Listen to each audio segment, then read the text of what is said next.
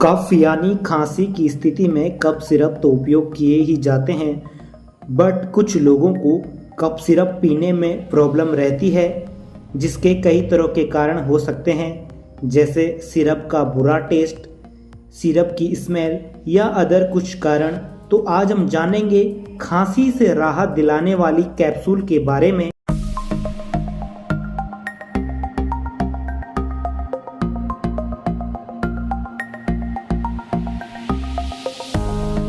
Hello viewers, स्वागत है आप सबका अपने यूट्यूब चैनल मेडिको हेल्प में, जहां आप पाते हैं मेडिकल तथा मेडिसिन की संपूर्ण जानकारी। आज हम बात करेंगे बेंज पीएलएस कैप्सूल के बारे में।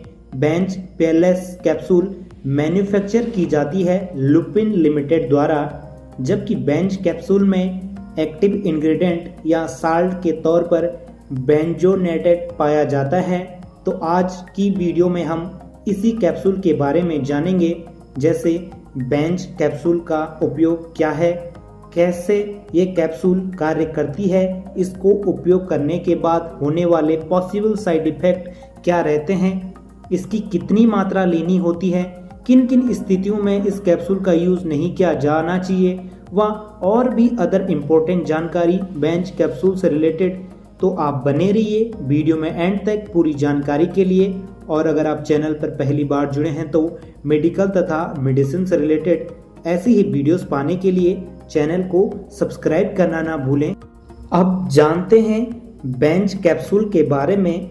तो बेंज कैप्सूल में एक्टिव इंग्रेडिएंट के तौर पर बेंजोनेटेड पाया जाता है। बेंजोनेटेड एंटी टिश्यू यानी कफ सप्रेसेंट क्लास की मेडिसिन है। यह कैप्सूल 100 मिलीग्राम व 200 मिलीग्राम की स्ट्रेंथ में आती है। बेंज कैप्सूल का उपयोग केवल तब किया जाना चाहिए जब डॉक्टर द्वारा इसे लेने की सलाह दी गई हो।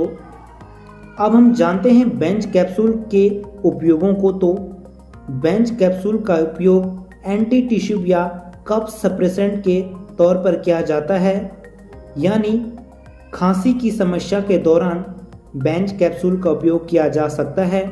ये खांसी, सामान्य सर्दी जुकाम से लेकर कई तरह की ब्रीदिंग प्रॉब्लम जैसे निमोनिया, ब्रोंकाइटिस, एम्फाज्मिया, अस्थमा के कारण होने वाली खांसी में भी इस बेंज कैप्सूल का उपयोग किया जा सकता है।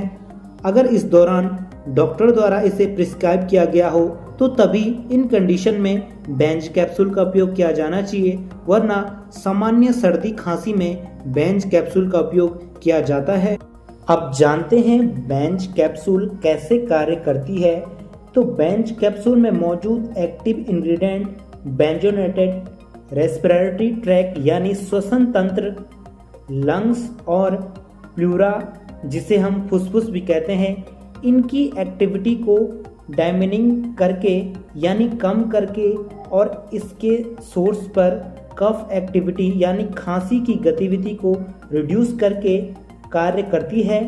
बेंज कैप्सूल का यूज़ सिर्फ सूखी खांसी, जिसे हम ड्राई कफ भी कहते हैं, को ठीक करने के लिए किया जाता है, न कि कई तरह की पुरानी खांसी या किसी प्रकार की स्मोकिंग से होने वाली खांसी को कम करने के लिए बेंज कैप्सूल का उपयोग नहीं किया जाता है।